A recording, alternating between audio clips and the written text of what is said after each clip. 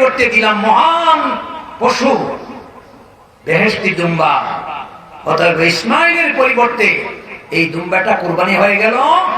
আর আল্লাহ তাআলা জানাইয়া দিলেন, ইসমাইল, ইব্রাহিম শোনো, আমার উদ্দেশ্য ছিল না তোমাদেরকে জবাহ করা, আমার উদ্দেশ্য ছিল না সন্তানকে আল্লাহর রাস্তায় কুরবানি দেওয়া।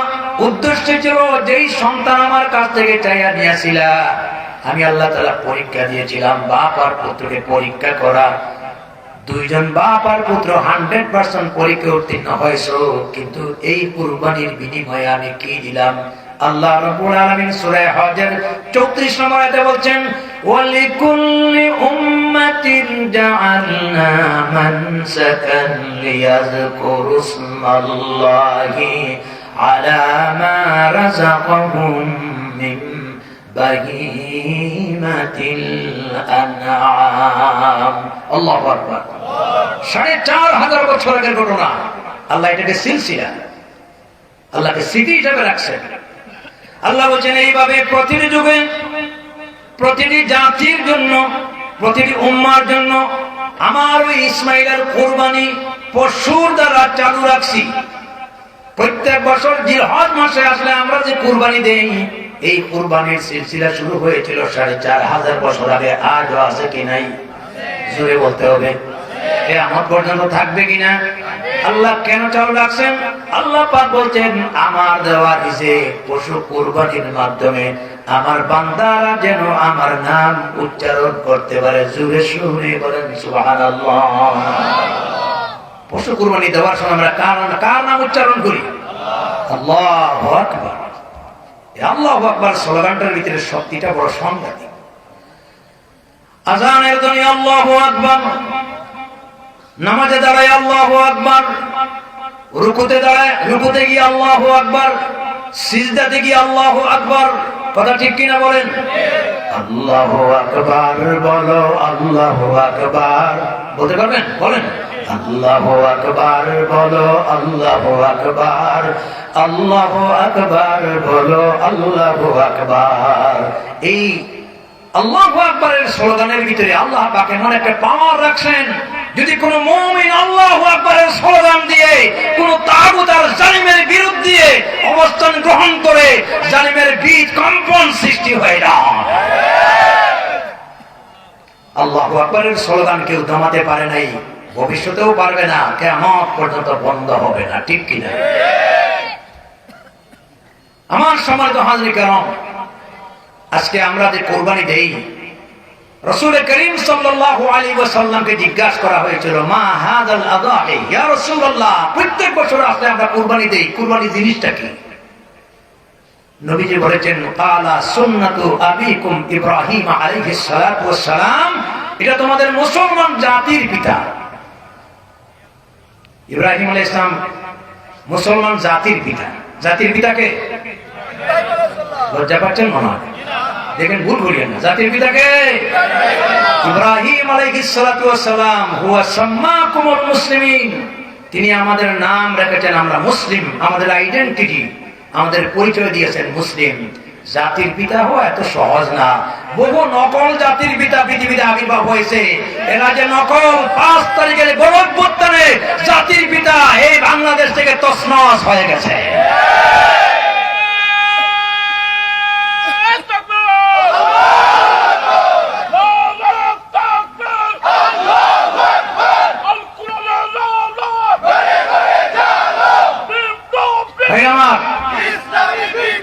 যাই হোক, আমি যেটা বলছিলাম, তিনি পরিচয় দিয়েছেন এবং বলেছেন, হুয়া সাম্মাকুমুল মুসলিমিন। আর এই কুরবানিটা হচ্ছে মুসলিম জাতির জনক ইব্রাহিম আলাইহিস সালামের সুন্নাত। আজকে যে আমরা কুরবানি দেই, ইব্রাহিম আলাইহিস সালামের সুন্নাত বলে পরিচয় দেন, এবং কিয়ামত পর্যন্ত এই কুরবানির দ্বারা ইব্রাহিম আর ইসমাইলের নাম পৃথিবীতে আল্লাহ রাব্বুল আলামিন অক্ষুণ্ণ রেখেছেন। ঠিক কিনা? এখান থেকে মুফাসসিরিনে কেরাম শিক্ষা দেন, তুমি যদি তোমার সন্তানকে ইসমাইলের মতো উত্তরসূরি বানাতে চাও, তুমি ইব্রাহিমের উত্তরসূরি হতে চাও, 1 নম্বর দায়িত্ব হচ্ছে, যেইভাবে ইব্রাহিম আলাইহিস সালাম সন্তান চাইছেন আল্লাহর কাছে নেক সন্তান, অতএব সন্তান পাওয়ার আগে আল্লাহর কাছে চাইতে হবে নেক সন্তান। কথা ঠিক কিনা? তাহলে 1 নম্বর দায়িত্ব হলে আমরা এখনো যারা সন্তান পাই না, সন্তান চাইবো কার কাছে? নেক সন্তান না বদ সন্তান? নম্বর 2, এই সন্তানগুলি আসার পরে এই সন্তানকে সুশিক্ষা দিয়ে তৈরি করতে হবে। আজকে শিক্ষা ব্যবস্থা অনেক উন্নত, ইউনিভার্সিটি হাতে গোনা কয়েকটা ছিল, সর্বোচ্চ বিদ্যাপীঠ এখন কতটা হয়েছে এটার হিসাব আমরা সবাই জানিও না। এই সিলেটের মাঝে সরকারিভাবে 4টা বিশ্ববিদ্যালয় হয়ে গেছে, শাহজালাল বিশ্ববিদ্যালয়, কৃষি বিশ্ববিদ্যালয়, সুনামগঞ্জ বিশ্ববিদ্যালয়, হবিগঞ্জ বিশ্ববিদ্যালয়, আর প্রাইভেট তো আছে রাগিব আলী সাহেবের আরো বিভিন্ন জনের। তাহলে সর্বোচ্চ বিদ্যাপীঠ ইউনিভার্সিটি, এটা ভালো কথা। যেই সমাজে শিক্ষার হার বাড়বে, জেহালত দূর হবে, সমাজ উন্নয়ন হবে, সমাজ সংস্কারণ হবে এবং ইনসাফ প্রতিষ্ঠা হবে, সেখানে জুলুম থাকবে না, দুর্নীতি থাকবে না, চুরি থাকবে না, সন্ত্রাস থাকবে না। কারণ আল ইলমু নূরুন, জ্ঞানী আলো, জ্ঞানের দ্বারা সমাজ আলোকিত হয়, মূর্খতা দূর হয়। তবে একটা কথা আফসোস করে বলুন তো দেখি, স্বাধীনতার আজ প্রায় 54 বছর হয়ে গেল, হয়তো ইউনিভার্সিটি হওয়ার পরে আমাদের দেশ থেকে দুর্নীতি কমছে না বাড়ছে? চুরি বাড়ছে না কমছে? চাঁদাবাজি বাড়ছে না কমছে? ঘুষ বাড়ছে না কমছে? জুতা চুরি কোন দেশে হয় বলেন তো দেখি? উদাহরণ দিলে বেজার লাগবে নাকি? ইংল্যান্ডে যারা গেছেন, উন্নত রাষ্ট্র, সেখানেও এই কাজটা হয় না, একটা বিধর্মী রাষ্ট্রে। কিন্তু এখন আমাদের দেশ থেকে মসজিদ থেকে জুতা চুরি বন্ধ হয় না। প্রায় দেখবেন মসজিদে লেখা আছে, জুতা চুর থেকে আপনার জুতা সাবধানে রাখো। অথচ এই কথাটা কোন গাড়িতে লেখা পাওয়া যায় না, কোন প্রতিষ্ঠানে পাওয়া যায় না, কোন ডাক্তারের চেম্বারে পাওয়া যায় না। এই কথাটা লেখা আছে। যে ডাক্তারের চেম্বারে লেখা আছে ধূমপান নিষেধ, ওই ডাক্তার সাহেব আগেই সিগারেটের মাথায় আগুন জ্বালায়। কত গাড়িতে লেখা আছে নো স্মোকিং, ড্রাইভার সাহেব আগেই সিগারেটের মাথায় আগুন জ্বালায়। ঠিক কিনা বলেন? আমাদের মতো হুজুররা যারা ধূমপান করে মনে কিছু নিয়ে নেয়, এদের পাশে বসলে বড় সমস্যা হয়। এখান থেকে আসার আগে এক মাহফিলে আসলাম, এক মুরব্বী মুয়ানাকা করছে, কুলাকুলি করছে, সম্ভবত ইন্ডিয়ানটা খাইছে। বিশ্বাস করবেন না, এখান থেকে যাওয়ার পর আমাকে গোসল করতে হবে। কতবার যে আতর লাগাইছে গাড়িতে বসে বসে। আবার অনেকে বলবে হুজুরেরা বুঝবে না, এগুলো না খাইলে ক্লিয়ার হয় না। এই জন্য অনেকে টয়লেটে বসে বসে খায়। খুব ভালো জিনিস না? 2টা কাজ করে, উপর দিকে ধোঁয়া ছাড়ে, নিচ দিয়ে ময়লা ছাড়ে। এক গাড়িতে এমনও হয়েছে, কিছু মানুষ উঠছে ভদ্রলোক, আর কিছু লোক চুরট খায়। ওইদিকে হাতে গাঠটি, উপরে হাতল ধরছে, বগলে ছাতি। ওরা বলছে বাবা কি খান? বাবা চুরট খাই। গাড়িতে লেখা আছে নো স্মোকিং, ধূমপান নিষেধ। বাবা গাড়ি থেকে নামিয়ে খাইয়েন। বাহ, বড় ভদ্রলোক করছে। ওই আরেক জায়গায় লেখা আছে কোনো অভিযোগ হলে ড্রাইভারে জানান, আমারে না ভাইয়া ড্রাইভারে বলে। এদের মিজাজ খারাপ হয়েছে, এই ড্রাইভার সব গাড়ি তেমন, কি অভদ্র প্যাসেঞ্জার। নিষেধ করলাম ধূমপান নিষেধ, গাড়িতে লেখা আছে। এখন ওই কোনো অভিযোগ হলে ড্রাইভারে জানাইতাম। ড্রাইভারে ভাই কি যে চিল্লা চিল্লি শুরু করছেন, আপনাদের চিল্লা চিল্লি জ্বালায় গাড়ি চালাইতে পারি না। দেখেন আমার মাথার উপরে লেখা আছে কোনো অভিযোগ হইলে ড্রাইভারে জানাই। তো লেখা থাকলে কি হবে? আপনাদের চিল্লা চিল্লির জ্বালায় আমি তো গাড়ি চালাইতে পারছি না। এগুলা সব লেখা আছে, আমলে নাই। কিন্তু মসজিদে কোথায় এই কথাটা লেখা নাই ধূমপান নিষেধ। তবে একটা কথা আছে, জুতা চোর থেকে আপনার জুতা সাবধানে রাখুন। আজান হলে সব মুসল্লি না, আপনি যাচ্ছেন উদ্দেশ্য সুবহান রাব্বিয়াল আলা, হে বিছানা মাথায় টুপি দিয়ে যাচ্ছে, জুতা গুজরা বাবা। আমরা কোন দেশে আছি? একটি 90% মুসলমানের জুতা চুরি পর্যন্ত বন্ধ হলো না। কি শিক্ষা হলো? আসল কথা হলো, যেই শিক্ষা ব্যবস্থা উন্নত নামে আমরা চিন্তা করেছি, এই শিক্ষার সায়েন্স আছে, টেকনোলজি আছে, প্রযুক্তি আছে, দুনিয়ার সমস্ত উন্নত শিক্ষা আছে, কিন্তু এই শিক্ষা ব্যবস্থার ভিতরে ইলমে ওহী, যেটি আল্লাহ প্রদত্ত জ্ঞান, কোরআন সুন্নাহর বাহিরে আছে। অতএব আল্লাহর দেওয়া কোরআন আর সুন্নাহর জ্ঞান ছাড়া যতই উন্নত মানের টেকনোলজি আর সায়েন্স হয় না কেন, এই সমস্ত শিক্ষা দীক্ষা দিয়ে এই দেশ থেকে দুর্নীতি বন্ধ করা যাবে না। আজকে রোডের বদলা বাঁশ দেয়, রোডের বদলা কি দেয়? বাঁশ। এই জন্য সব শিক্ষা শিক্ষাই জাতির মেরুদণ্ড। সব শিক্ষা জাতির মেরুদণ্ড নয়, সুশিক্ষাই জাতির মেরুদণ্ড। আল্লাহর নবী, বিশ্ব নবী রাসূল করিম সাল্লাল্লাহু আলাইহি ওয়াসাল্লাম তিনি যে সমাজে আবির্ভাব হয়েছিলেন, আপনারা জানেন তাদেরকে বলা হতো আইয়ামে জাহিলিয়ত। তাদের ভিতরে কিন্তু শিক্ষা দীক্ষার অভাবও ছিল না। যে আবু জেহেলের নাম আমরা জানি, তার মূল নাম ছিল আবুল হেকম। আবুল হেকম হলো বুদ্ধিজীবীর বাপ। বড় বড় সাহিত্যিক ছিল, কবি ছিল। আজকালকার জাতমারা কবি না, 3 লাইনের 4 লাইনের ছোট ছড়া লেখে বড় কবি। আড্ডুম বাবডুম বুড়াডুম সাজে, ডাক ডুল চাজর বাজে, বাঁচতে বাঁচতে চললো ডুলি, ডুলি গেল কমলা ফুলি। তার বাপের একটা, তার মারার একটা, আছে কি নেই? এরপরে হাট্টিমা টিম টিম, তারা মাঠে ভরে ডিম, তাদের খাড়া দুটি সিং। এই যে বুয়া মিথ্যা কথা, আজ পর্যন্ত কোন হাঁসের মাথায় আপনার খাড়া সিং আছে আজ পর্যন্ত পাওয়া যায় নাই, ঠিক কিনা বলেন? আমি একবার সিলেটের ডাকে একটা চড়া দেখলাম, ছোট্ট ছেলে লেখছে, ক্লাস 6 এর ছেলে, মা গো আমি আর পড়বো না হাট্টিমা টিম টিম, এখন থেকে শিখবো আমি আলিফ লাম মিম। বলেন মারহাবা। এই হাট্টিমা টিম বলে সওয়াব আছে। বাবার কবরে দাঁড়িয়ে যদি হাট্টিমা টিম পড়ে কয়েক মর্তবা, ইনশাআল্লাহ কবর আজম মাফ হয়ে যাবে। কি শিক্ষা ব্যবস্থা! সেই সময়ের কবি লবি এত উন্নত আরবি গ্রামার এবং সাহিত্য, ফাসাহাত এবং বালাগাত, রাস্তা দিয়ে হাঁটছে, যা নজরে পড়ছে সর্বোচ্চ বালাগাত দিয়া, উচ্চাঙ্গ সাহিত্য দিয়া কবিতা রচনা করার মতো যোগ্যতা ছিল। আল্লাহু আকবার বলেন। কিন্তু এত সাহিত্য, এত কবি, যে আবুল হেকম বুদ্ধিজীবীর জনক যাকে বলা হয়, জ্ঞানীদের বাপ, এত কিছু থাকার পরেও এই সমাজকে আলোকিত করতে পারে নাই। রাসূল করিম সাল্লাল্লাহু আলাইহি ওয়াসাল্লাম তার পরিচয় দিয়েছেন আবু জেহেল মূর্খের পিতা। মূল কারণ ছিল তাদের সমাজ ব্যবস্থা ইলমে ওহী, আল্লাহ কোরআন এবং সুন্নাহর শিক্ষা থেকে বঞ্চিত ছিল। কথা বলেন না কেন? আল্লাহরে বাদ দিয়ে তারা ছিল দেব দেবতার বিশ্বাসী। রাত্রে চন্দ্র উঠলে এটা রাতের খোদা, দিনের সূর্য উঠলে এটা দিনের খোদা, ওইটার সামনে মাথা মতো করত। আল্লাহ রাব্বুল আলামিন কোরআনে কারিমে বলছেন, লা তাসজুদু লিশ-শামসি ওয়ালা লিল-কামার। ও নবী বলে দিন তারা যেন চন্দ্রের সামনে মাথা নত না করে, সূর্যের সামনে যেন মাথা নত না করে। ওয়াসজুদু লিল্লাহিল্লাযী খালাকাহুন্না ইন কুনতুম ইয়্যাহু তা'বুদুন। সিজদা হবে, মাথা নত হবে একমাত্র আল্লাহর উদ্দেশ্যে, যিনি কুল কায়নাতকে সৃষ্টি করেছেন। চন্দ্র সৃষ্টি করেছেন কে? আল্লাহর নামটা জুড়ে বলতে হবে। সূর্য সৃষ্টি করেছেন কে? গ্রহ নক্ষত্র সৃষ্টি করেছেন কে? সমস্ত কায়নাতকে সৃষ্টি করেছেন কে? এই জন্য নামাজের ভিতরে প্রশংসা করতে হয় সেই রবের, আলহামদুলিল্লাহি রাব্বিল আলামিন আর রহমানির রহিম মালিকি ইয়াউমিদ্দিন।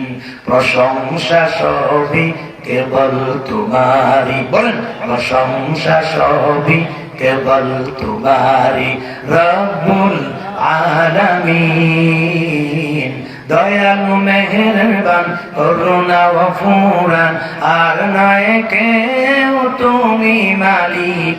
শেষ বিচারের দিন, শেষ বিচারের দিন।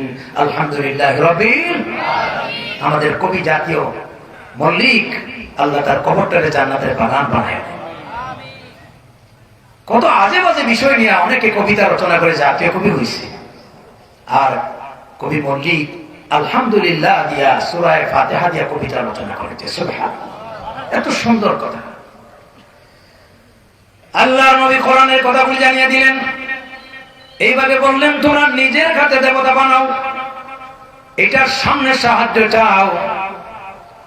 এই দেবতার নাকে যদি মাছি বসে, মুখে পায়খানা করে, 2টা হাতের 10টা আঙ্গুর থেকে একটা আঙ্গুর দিয়া মাছি চালানোর কোন ক্ষমতা আছে? সুতরাং এগুলা খামো খাবো, এগুলা বাদ দাও, আসো একটা মেসেজের দিকে, কুলু লা ইলাহা ইল্লাল্লাহ তুফলিহুন, আল্লাহ ছাড়া কোনো ইলাহ নাই। এই শিক্ষাটা গ্রহণ করো প্রথমে, শাহাদাতের শিক্ষা, তাওহীদের শিক্ষা, অন্তর থেকে সমস্ত জাহালত দূর করো।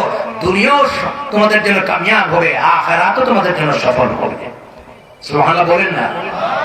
এই কথা বলে রাসূলুল্লাহ সাল্লাল্লাহু আলাইহি ওয়াসাল্লাম 13টা বছর বুঝিয়েছেন। যাদের ভাগ্য হেদায়েত ছিল, আস্তে আস্তে তারা ইসলামের দিকে দীক্ষিত হয়েছে। ঠিক কিনা? বুখারী শরীফের একটা ঘটনা আছে, একবার এক মুশরিক এসেছে আল্লাহ রাসূলের কাছে ভাঙা মূর্তি নিয়ে, একটা ঠ্যাং নেই, মাথার একটা সাইড নেই। রাসূলুল্লাহ বললেন, বাবা তোমার এই মাবুদের দুরবস্থা কেন? বলছে, ইয়া রাসূলুল্লাহ, এটা আমার মাবুদ, এটা আমার বিশ্বাস যে আমার ভালো মন্দ সে সাহায্য করতে পারে। আমরা কোথায় ভিজিটিং করলে, সফর করলে একটা মাবুদ কমপক্ষে সাথে নিয়ে যাই, বিপদে পড়লে যেন সে আমাদের সাহায্য করতে পারে। নাউযুবিল্লাহ। গতকালকে আমি বহু দূর থেকে ভিজিটিং করি, পাহাড়ের মাঝখানে আসার পরে আমার প্রস্রাবের ব্যাগ হলো। চিন্তা করলাম মাবুদের সামনে লজ্জা উঠাইয়া কেমনে কাম সারবো। দেখেন আজকালকের অনেক যুবকরাও কিন্তু হায়া নাই, দাঁড়াইয়া শুরু করে দেয়, আছে কি নাই? আর ঢাকাতে যাওয়ার পথে তো কোনো একটা হোটেলে বসিয়া প্রস্রাব করার কোনো পরিবেশও নাই। আবার বিশ্ববিদ্যালয়ে মাঝে মাঝে দেখি, একবার কোন এক ছেলের সম্ভবত খুব বেশি প্রস্তাবের ব্যাগ হয়েছে, ডানে বামে তাকাইয়া দেখেছে কেউ নাই, চেইন খুলে শুরু করে দিচ্ছে। আর এমন এক ডিজাইনে আমার দেখার পরে আমি ধমক দিয়ে বসো। পিছন থেকে যখন দেখছে সেন্ট্রাল মসজিদের ইমাম সাহেব, বলছে হুজুর প্যান্ট টাইট। আমি বললাম বসতে হবে। আর একবার যখন বসার চাপ দিছি, বসতে গেছে, প্যান্টের নিচের সব দরওয়াজা জানালা খুলে গেছে। আমি ছিলাম রিস্কায়, ড্রাইভারে বললাম তাড়াতাড়ি চলো। তোমার কোন বেকুবে শিক্ষা দিছে যে এমন শক্ত প্যান্ট পরতে হয় যেটা দিয়ে বসে বসা করা যায় না? আজকের ছেলেমেয়েরা যে ডিজাইনের পোশাক পরে, এটা ছেলে না মেয়ে এটা বোঝা বড় মুশকিল হয়ে গেছে। ঠিক কিনা? জিন্সের প্যান্ট পরে মেয়েরা বব কাটিং চুল রাখে, আছে কিনা? দুই ছেলে আসছে মাহফিলে দাওয়াত দেওয়ার জন্য, হাঁটু দিয়া ছিল, বললাম এটা সিলাই করে, খালি হাসে। হুজুর কই মনে আমার ফোন দিয়া কয়, আমার বন্ধু লজ্জা পাইছে, এটা অনেক দামি প্যান্ট হুজুর, এটা ছিদ্র না, এটা কাটিং। আমি বলি আল্লাহ মাফ করো, মানুষ কাপড় বলে লজ্জা নিবারণ করার জন্য কাটিং করতে করতে ফাটতে ফাটতে হাঁটু পর্যন্ত আইছে। এখন যদি কোমর পর্যন্ত ভাড়া হয়ে যায়, কোন কাটিং হবে আল্লাহ জানে। আহা, আজকে মুসলমানদের ছেলেরা পোশাকে আশাকে চিনা যায় না। ও মুসলমান, বিশ্বকবি আল্লামা ইকবাল রাহমাতুল্লাহ আলাইহি বলেছেন, ওয়াজআমাতুম নাসারা ওয়াজআমাতুম নাসারা তু তামাদ্দুন হানুত কে জিনহে দেখে মুসলমান শর্মায়ে ইহুদ। বাংলা কবি বলেছেন, নাসরানি আর হিন্দুয়ানি চাল চলনে বাইরে করে তোমরা কিসের মুসলমান আর ইহুদ যারে ঘৃণা করে। আজকে মুসলমানদের চরিত্র দেখলে বিধর্মীরা আমাদেরকে হিংসা করে, ঘৃণা করে। ঠিক কিনা? অথচ মুসলমান তো ঘৃণার পাত্র হওয়ার কথা ছিল না। মেয়েদের চুল কাটার সেলুন কি না, বিউটি পার্লার আপনাদের তাজপুরে আসেনি, গোলাবাজার আসেনি। অধিকাংশ বিউটি পার্লার এখন দেহ ব্যবসা হয়। নগদ সিলেটে রিসোর্টে যে ঘটনা ঘটলো, মর্মাহত করে দিয়েছে সিলেটের অভিভাবকদেরকে। আল্লাহু আকবার। আমি একবার বন্দরবাজারে দেখি আলান হচ্ছে মাইকে, মাইন্ড করিয়েন না, ইনশাআল্লাহ আগামীকাল পবিত্র মিলাদ শরীফের মাধ্যমে শুভ উদ্বোধন হতে যাচ্ছে নাইস বিউটি পার্লার। কি জিনিসটা, কি জিনিস যা করতেছে, কোথায় মিলাদ পড়তে হয় আর কোথায় কি কাজ করতে হয় এটাও মানুষের জানে না। এটা বিউটি পার্লার নয়, he is a beauty partner. আমি এটার নাম দিছি বিউটি পার্টনার। আমার ভাইরা বলছিলাম, মুশরিক লোক চিন্তা করলো মাবুদ সামনে আর কাপড় উঠাইয়া লজ্জা নিবারণ করবো, এই জন্য তার কাছে হায়া ছিল। রাস্তার মাঝখানে দাঁড় করে জঙ্গলের মাঝখানে গেছে কাম সারতে, প্রস্রাব করে এসে দেখে সর্বনাশ, মাহবুদের পা থেকে মাথা পর্যন্ত ভিজা। মানুষের ভিতরে কিভাবে কুসংস্কার তৈরি হয়। এবার চিন্তা করলাম, তোরে ভিজাই লোকে সম্ভবত উপরওয়ালা বড় মাহবুব যিনি তোরে একা পাইয়া রহমতের বাণী দিছে, তুই বেটা একা রহমত পাবি, আমি বঞ্চিত থাকবো। এই জন্য রহমত বরকত মনে করে মাহবুদের পা থেকে মাথা পর্যন্ত সাটিয়া সাটিয়া খাইছি। হাসতেছেন আপনারা, হাসিটাও সুন্নত।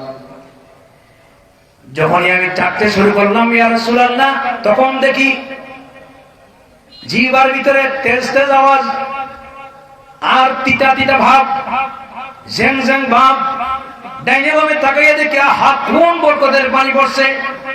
মিস্টার কুত্তা পা উঠাইয়া দৌড় দিচ্ছে, যার নিচ থেকে পানি টপকাচ্ছে, কারণ কুকুরের স্বভাব হলো যে যেখানেই পায় প্রস্রাব করে। এবার আমি চিন্তা করলাম বরকত মনে করে, আমি রহমত মনে করে পানি খাইলাম, আর কুত্তার প্রস্রাব দিয়া ধরে অন্যায় ভাবে তোর অপবিত্র করলো। বিশ্বাস করবেন না ইয়া রাসূলুল্লাহ, ঠ্যাং ধরে আসান দিয়া বললাম, তুই খুদা না হুদা? কুত্তার প্রস্রাব থেকে নিজের বাঁচাইতে পারল না তো আমারে বাঁচাবে কেমনে? এই জন্য একটা ঠ্যাংও গেছে, মাথার একটা সাইডও গেছে। আপনারা এই ঘটনা শোনার পরে যে এইভাবে আপনারা হাসতেছেন, সাহাবীরা বলেন এই দিন নবীজিও হাসছেন, কিন্তু আল্লাহ রাসূলের হাসিটা ছিল তাবাসসুম, মুচকি হাসি। সেই দিন মুচকি দিয়ে একটু বেশি হাসছেন। আর আল্লাহর নবীর একটা দান দান মোবারক থেকে আমরা মুক্তার দানার ন্যায় নূর চমকিতে দেখেছি। আল্লাহ রাসূলের কি সৌন্দর্য ছিল, দাঁতের মধ্যে কি সৌন্দর্য, চেহারার ভিতরে যে সৌন্দর্য, আল্লাহু আকবার। হযরত বারা বিন আযিব রাদিয়াল্লাহু তাআলা বর্ণনা করেন, রাসূলুল্লাহর সৌন্দর্য আমি কিভাবে তোমাদের সামনে বলবো? আমি মাঝে মাঝে 14 রাতের পূর্ণিমার আলোর দিকে তাকাতাম, আর বিশ্ব নবীর চেহারার দিকে তাকাতাম, দেখতাম নবী সুন্দর না চাঁদ সুন্দর। আল্লাহর কসম করে বলছি, ওই পূর্ণিমার চাঁদের সৌন্দর্যের চাইতে রাসূলুল্লাহ চেহারা হাজারো কোটি গুণ বেশি সুন্দর। হুসনে ইউসুফ দমে ঈসা ইয়াদে বাইদা দানি আতে কুবা হামাদারুন তু তনহায় দারি। আল্লাহু আকবার। এবার আল্লাহ নবী বলেন, বাবা আমার কাছে কি উদ্দেশ্য ছিল বলো তো দেখি। বলে, ইয়া রাসূলুল্লাহ, আমার জিন্দেগীর অসারতা ধরা পড়েছে, আমি আপনার তাওহীদের কথার উপরে ঈমান আনার জন্য এসেছি, আর বাতিল মাবুদের দাসত্ব করতে চাই না, মূর্তি পূজা করতে চাই না, আমি এসেছি শাহাদাতের শরবত পান করতে। আল্লাহ নবী বললেন, তাহলে বাবা পড়ো লা ইলাহা ইল্লাল্লাহ মুহাম্মাদুর রাসূলুল্লাহ। একটু মনোযোগ দিয়ে দরুদ শরীফ পড়েন, লা ইলাহা, প্রাণ করে মনোযোগ দিয়ে মহব্বতের সহিত, লা ইলাহা ইল্লাল্লাহ সুবহানাল্লাহ আলহামদুলিল্লাহ লা ইলাহা नहीं के हो नहीं अल्लाह चरा ला इलाहा इल्लल्लाह सुबहानल्लाह अल्हम्दुलिल्लाह ला इलाहा ला इलाहा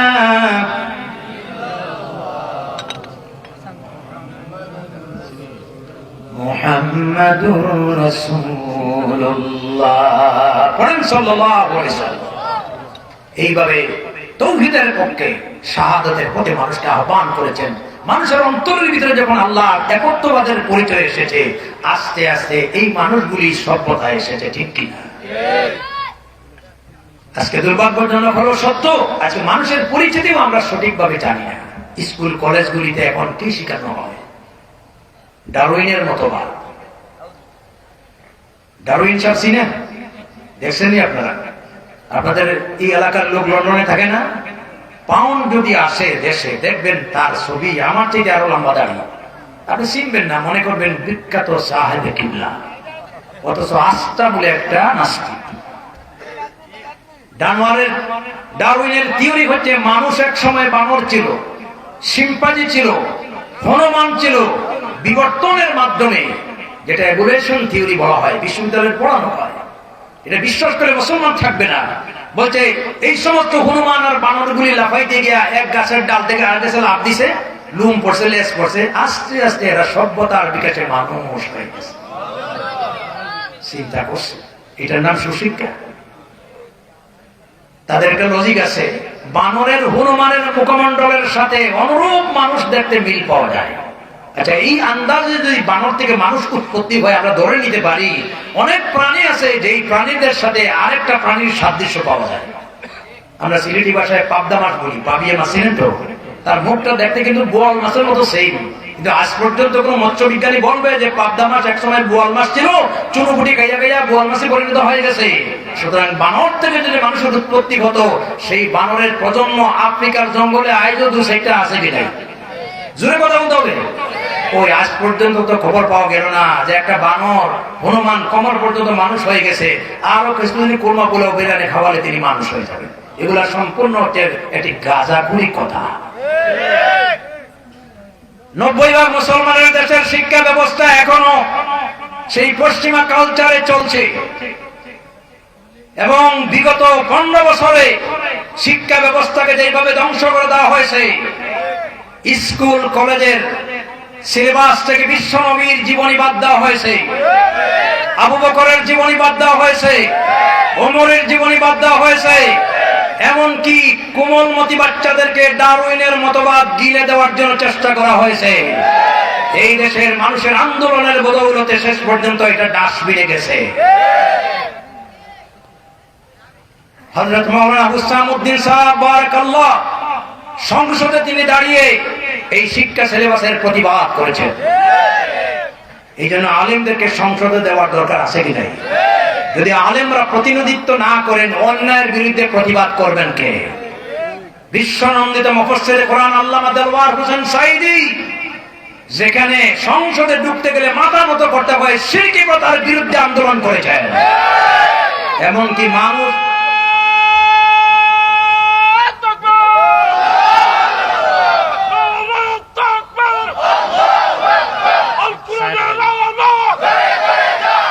আমার ভাইয়া, মানুষ মারা গেলে আমার ইসলাম শিক্ষা দিয়েছে তাদের জন্য কোরআন পড়ে দোয়া করে সওয়াব রেসানি করা। সেই জায়গায় মুসলিম রাষ্ট্রে আইন করা হয়েছে একটা মানুষ মারা গেলে তার কফিনের সামনে অথবা তাকে স্মরণ করে 1 মিনিট নীরবতা পালন করা। কথা বলেন আছে কি নাই? বাংলাদেশে হয়েছে কিনা?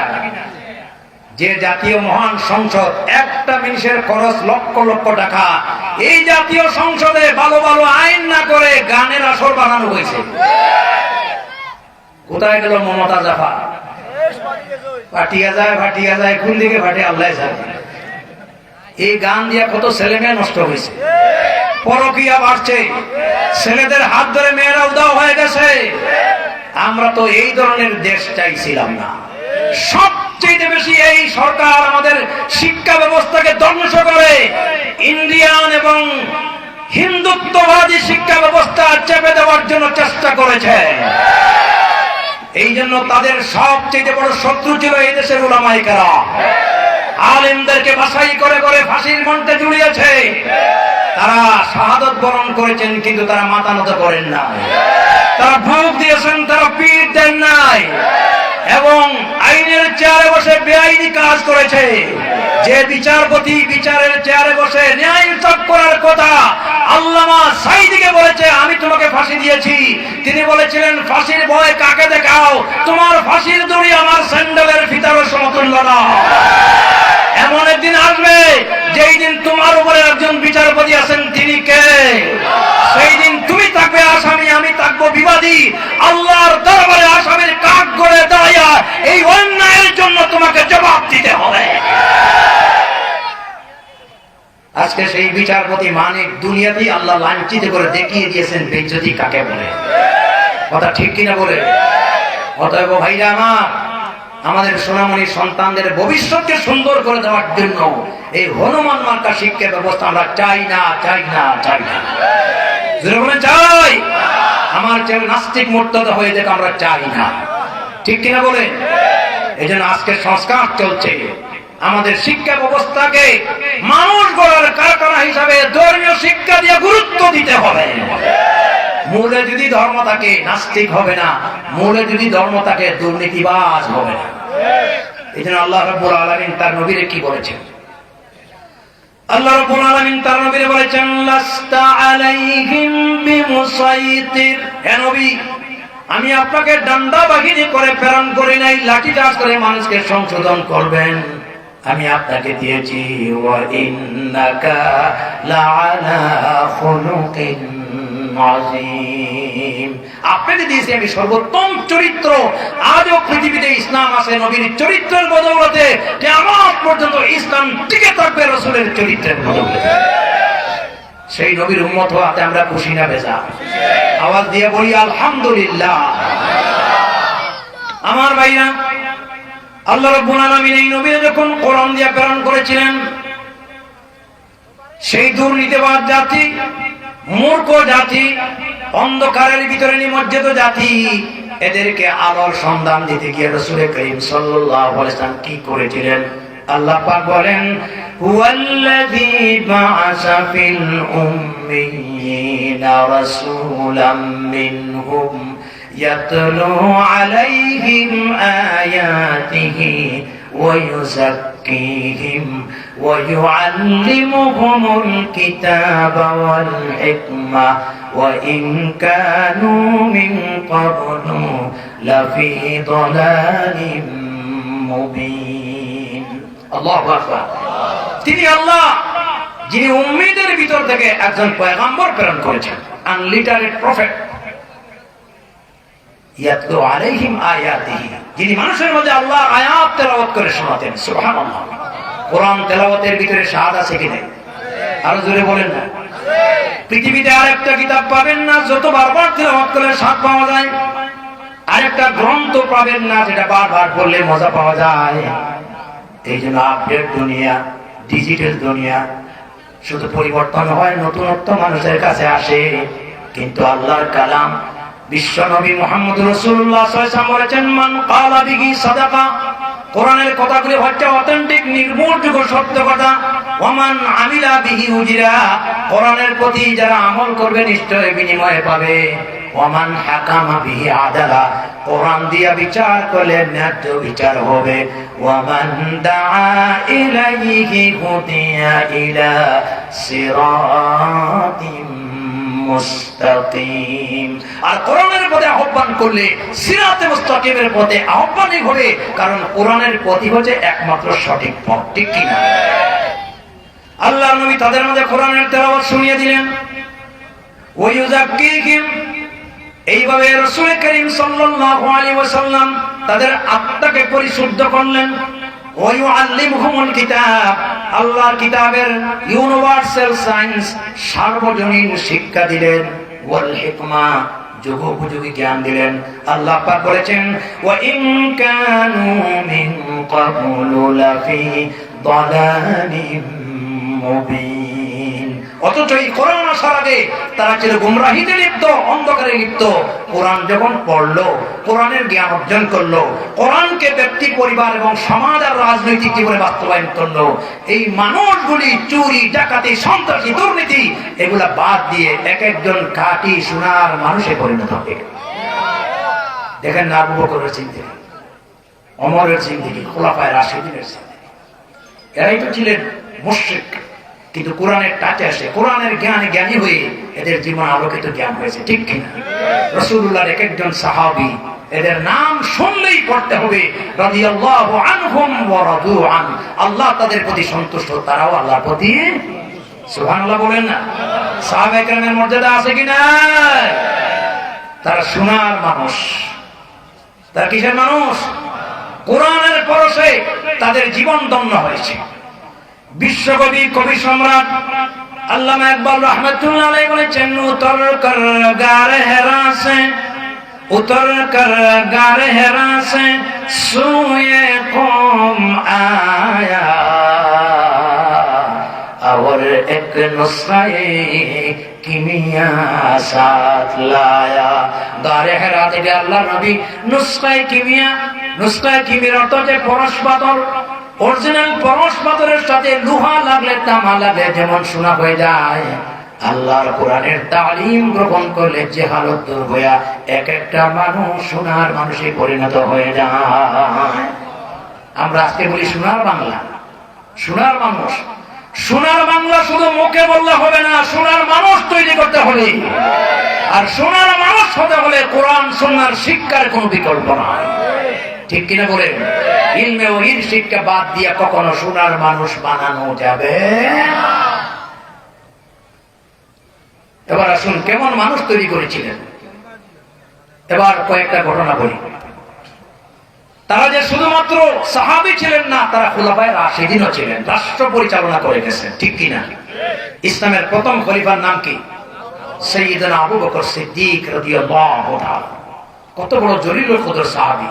ঈমান আনার আগেও রাসূলুল্লাহর বন্ধু ছিলেন। যেদিন নবীজির কাছে নবুয়ত আসে, প্রথমে তাকে দাওয়াত দিয়েছেন যে তুমি আমাকে নবী হিসাবে মানো, আমার রিসালাতের স্বীকৃতি দাও। একটা কিতাব আছে ইজালাতুল খাফা আনিল খিলাফাতিল খুলাফা, শাহ ওলিউল্লাহ মুহাদ্দিস দেহলভী রাহমাতুল্লাহ আলাইহি লেখা। সাইয়েদনা আবু বকর পাল্টা প্রশ্ন করেছেন, ইয়া রাসূলুল্লাহ, অবশ্যই আপনাকে নবী মানব, তবে জানতে চাই আপনার নবী নবুয়তের প্রমাণ কি? প্রমাণ ছাড়া, দলিল ছাড়া মানব না। আল্লাহু আকবার বলেন। প্রতিষ্ঠানে পড়াশোনা করে নবী হওয়া যায়? ইলেকশন ভোট দিয়ে নবী বানানো যায়? নবী বানায় কে? আল্লাহ কর্তৃক সিলেক্টেড। ইলেকশন দিয়া সাধারণত মেম্বার চেয়ারম্যান বানানো যায়, সর্বোচ্চ এমপি বানানো যায়। আর বিগত 15 বছর ইলেকশন ছাড়াও এমপি হওয়া গেছে। দিনের ভোট রাখলে হয়েছে। কি হাসা বলছি না মিশা বলছি? আপনারা ভোট দিতে পারছেন? বান্দার এত বড় আমানত খেয়ানত করেছে এরা। ঠিক কিনা বলেন? ইনশাআল্লাহ সামনে দিয়ে আর দিনের ভোট রাত্রে আমার ভাইরা, আল্লাহর নবী বলেন, আবু বকর, আমার নবুয়তের প্রমাণ জানতে চাও? তোমার কি স্মরণ আছে তারুণ্যের বয়সে তুমি একটা আজীব ধরনের স্বপ্ন দেখেছিলে? আর এই স্বপ্নের ব্যাখ্যা একজন খ্রিস্টিয়ান রাহেব, খ্রিস্টিয়ান ধর্মযাজক ব্যাখ্যা দিয়েছিল ইনজিল শরীফ থেকে। কি ব্যাখ্যা দিয়েছিল? তিনি স্বপ্নে দেখছিলেন আকাশ থেকে বিশাল একটা নূরের জ্যোতি বাইতুল্লাহ শরীফের খানায় কাবার ছাদে পড়ে আল্লাহর ঘরের চতুর্দিক দিয়ে আলোকিত হয়ে গেছে। সুবহানাল্লাহ বলেন। আর সেখান থেকে একটা আলোর অংশ তার ঘরে আবু বকরের ঘরে গিয়ে প্রবেশ করেছে। স্বপ্নটা শোনার পরে পাদ্রী বলছিল, এই স্বপ্নের ব্যাখ্যাটা ইনজিল শরীফে আছে। আকাশ থেকে যে নূরের জ্যোতি বাইতুল্লাহ শরীফের ছাদে পড়েছে, অদূর ভবিষ্যতে এই মক্কা নগরীতে আখির জামানার পয়গম্বরের আবির্ভাব হবে। আর তিনি যে মিশন নিয়ে আসবেন, তার মিশন হলো ইসলামকে বাস্তবায়ন করা। ইসলামের আলোয় গোটা হরমের চতুর্দিক দিয়ে আলোকিত হবে। আর যার ঘরে, তোমার ঘরে একটা আলোর অংশ গেছে, তুমি হবে তার প্রধান খলিফা, খলিফাতুল মুসলিমিন। সাইয়েদনা আবু বকর সিদ্দিক রাদিয়াল্লাহু তাআলা বললেন, ইয়া রাসূলুল্লাহ, এটা তো আমি তারুণ্যের বয়সে দেখেছিলাম। আজ পর্যন্ত আমি ছাড়া, আমার আল্লাহ ছাড়া আর ওই খ্রিস্টান পাদ্রী ছাড়া কেউ জানে না। আপনি জানলেন কেমনে? নবী বললেন, আবু বকর রে, এই ঘটনাটা আল্লাহ পাক হযরত জিবরিল আমিন আলাইহিস সালাতু ওয়াস সালামের দ্বারা আমাকে আগে থেকে অবগত করিয়েছেন। সঙ্গে সঙ্গে আবু বকর পড়লেন, আশহাদু আল্লাহ, পড়েন সবাই, আশহাদু আল্লা ইলাহা ইল্লাল্লাহু ওয়াহদাহু লা শারীকা লাহু ওয়া আশহাদু আন্না মুহাম্মাদান আবদুহু ওয়া রাসূলুহু। আওয়াজ দিয়া সবাই পড়েন, লা ইলাহা ইল্লাল্লাহু মুহাম্মাদুর রাসূলুল্লাহ। পড়েন সাল্লাল্লাহু আলাইহি ওয়াসাল্লাম। সেই আবু বকর যখন হলেন খলিফাতুল মুসলিমিন, তার খেলাফত কাল ছিল 2 বছর 6 মাস 4 দিন, মানে 2 বছরের উপরে, বেশি দিন না। কিন্তু রাষ্ট্রে ছিল কোরআন। রাষ্ট্রে কি ছিল? রাষ্ট্রের সংবিধান কি ছিল? কোরআন হচ্ছে আল্লাহ পাকের দেওয়া সংবিধান। ঠিক কিনা?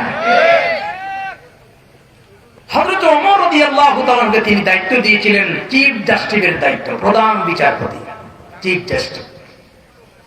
এক বছর যেতে না যেতে হযরত ওমর আবু বকরের দরবারে এসে বলেন, খলিফাতুল মুসলিমিন, আমার মতো ব্যক্তিরে এই চেয়ারে বসে সরকারি টাকা দেওয়ার কোনো দরকার নেই, আমি আর এই পদে থাকতে চাই না।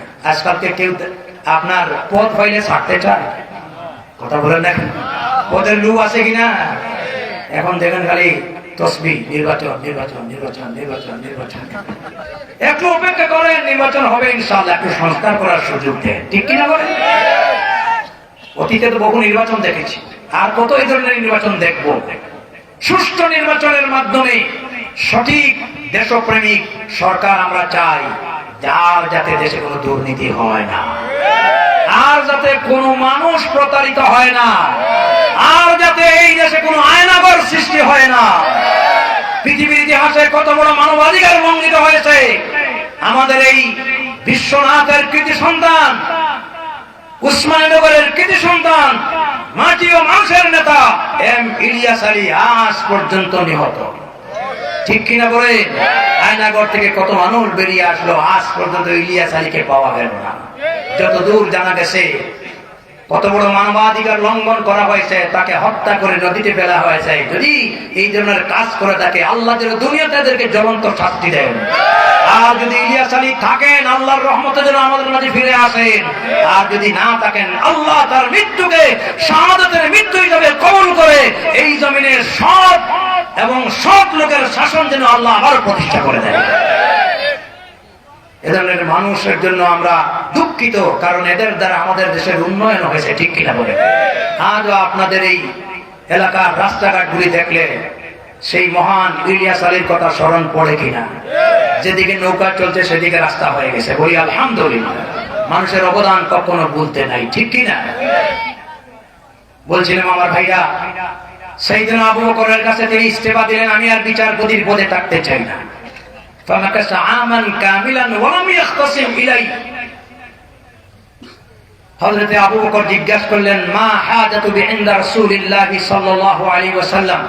রাসূলুল্লাহ হযরত আবু বকর জিজ্ঞাসা করলেন, তুমি এক বছরের মাথায় বিচারপতির পদে থাকতে চাও না, কারণটা কি?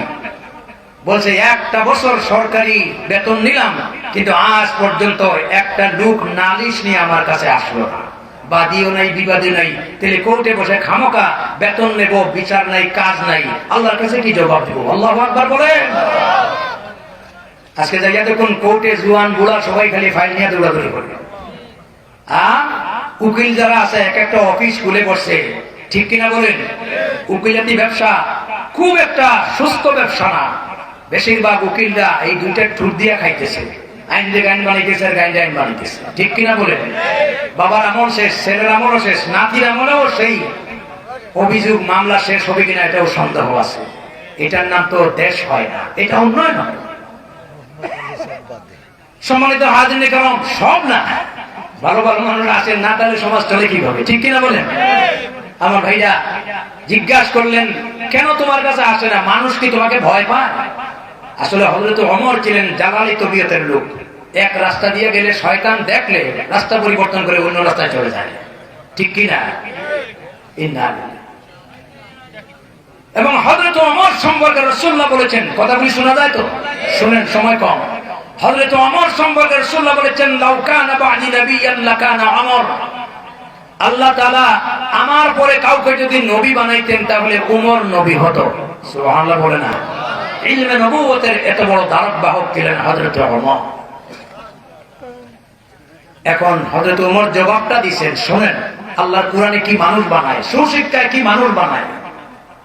শোনা যাচ্ছে তো?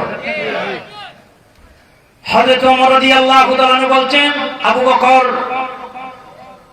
এই দেশে কিয়ামত পর্যন্ত যদি আমার বিচারপতি বানিয়ে দেওয়া হয়, কোন একটা নালিশ আসবে না। কারণ হলো এই দেশের মানুষের ভিতরে ভালো কিছু গুণ আছে। কি আছে? এক নম্বর গুণ হলো আদ-দীনু আন-নাসিহা। তারা পারস্পরিক একে অপরের ভালাই কামনা করে, কল্যাণ কামনা করে, কেউ কারো ক্ষতি করতে চায় না। সুবহানাল্লাহ। আমরা তো কারো ক্ষতি করতে পারলে মনে করি গেই না, কথা বলেন ঠিক কিনা? সমাজ ব্যবস্থাটা এমন একটা অবস্থা ছিল, কেউ কারো ক্ষতি করতে চায় না, সবাই ভালোই চায়। আদ-দীনু আন-নাসিহা। ওমানহাজুহুমুল কুরআন। কথা বলবেন না, চাইছিলাম আমার সময় নষ্ট করতে। আচ্ছা ও শেষে, আচ্ছা আমি শেষে চলে আসছি, 10টা মিনিট না। আমার ভাইরা, তিনি বলছেন আদ-দীন ওয়ান নাসিহা, পারস্পরিক মানুষের গুণ হলো একে অপর কামনা, ভালাই কামনা করে, খারাপই চায় না। ওমানহাজুহুমুল কুরআন, তাদের দেশের কনস্টিটিউশন হচ্ছে কোরআন। দেশের সংবিধান কি? আপনাদের দেশের সংবিধানে কোরআন আছে, এই জন্য তো খালি গোসা মাজা হয়, পরিবর্তন হয়, কথা ঠিক কিনা? আল্লাহর দেওয়া এমন একটা সংবিধান যেটার কোনো পরিবর্তন লাগে না, যেটার ভিতরে কোনো সন্দেহ নাই। আলিফ লাম মিম যালিকাল কিতাবু লা রাইবা ফি হুদান লিল মুত্তাকিন। ইহা এমন একটা কিতাব যার ফার্স্ট লাখ পর্যন্ত সন্দেহ দূরের কথা, সন্দেহের অবকাশ নাই, ঠিক কি না? তাহলে ওমানহাজুহুমুল কুরআন, যেই দেশের কনস্টিটিউশন হচ্ছে কোরআন, ও আমারুহুম বিল মারুফ ওয়া নাহি আনিল মুনকার, সমাজের মানুষের চরিত্র হলো ভালো কাজে আদেশ করে, অসৎ কাজে নিষেধ করে। আল্লাহু আকবার। কোন মানুষ যদি অসুস্থ হয়ে যায়, তাকে সেবা দেওয়ার জন্য মানুষ ঝাঁপিয়ে পড়ে। কোন মানুষ যদি অভাবী হয়ে যায়, অভাব দূর করার জন্য সেবার হাত এগিয়ে আসে। সুতরাং এই গুণ যাদের ভিতরে থাকবে, কোন লোকে মানুষ মারামারি করে আমার কাছে বিচার নিয়ে আসবে, এই জায়গায় কোনদিন বিচারক লাগবে না। আল্লাহু আকবার। আজকে অনেকেই কোরআনের শাসন শুনলে ডরায়, কথা বলেন না কেন? আটকে উঠে। কোরআন দিয়ে তেলাওয়াত হোক, মাশাআল্লাহ, কোরআন দিয়ে খতম হোক, আলহামদুলিল্লাহ, কোরআন দিয়ে ব্যবসা চলুক, রাষ্ট্র চলুক, ইন্না আছে কি না? কোরআন কি আসছে শুধুমাত্র তেলাওয়াতের জন্য? কোরআন হচ্ছে হুদাল লিন-নাস, মানবতার দিশারি। এই রাষ্ট্রকে পরিবর্তন করার জন্য মানুষের তৈরি করা আইন ব্যর্থ হয়েছে।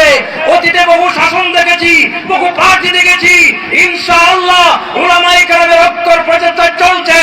এমন সিচুয়েশন ভবিষ্যতে আরেকবার পাওয়া যাবে কিনা আমরা আশা করব।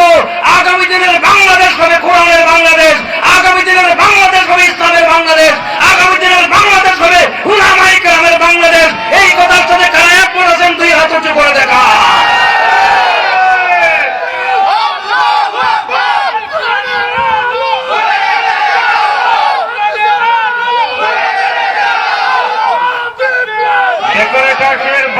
ডেকোরেটরের ভাইকে অনুরোধ করা যাচ্ছে, আপনার জেনারেটর কেন দেওয়া হচ্ছে না? তাড়াতাড়ি জেনারেটরটা যত দ্রুত সম্ভব জেনারেটর চালু করেন।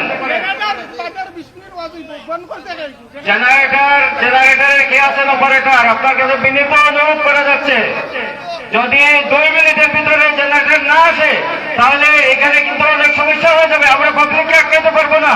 তাড়াতাড়ি জেনারেটর দেওয়ার জন্য অনুরোধ করতেছি, তাড়াতাড়ি যত দ্রুত সম্ভব। আমি আপনাদের কাছে করজোড়ে নিবেদন করতেছি, আপনারা যারা এর দায়িত্বে আছেন, দায়িত্বশীলদের ভূমিকা পালন করবেন। আপনাদের কাছে করজোড়ে নিবেদন করতেছি। ভাইরা আমার, আর আমি কথা বাড়াবো না।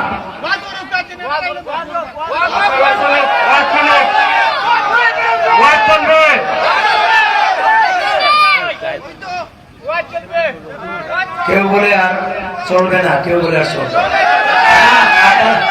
আপনারা বলে হবে না। দায়িত্বশীলরা আসেন তো, পাবলিক কি চায়?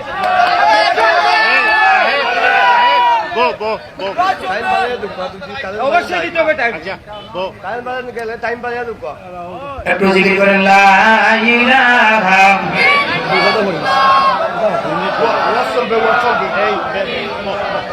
জোরে জোরে, লা ইলাহা সুবহানাল্লাহ আলহামদুলিল্লাহ, লা ইলাহা সুবহানাল্লাহ আলহামদুলিল্লাহ, লা ইলাহা।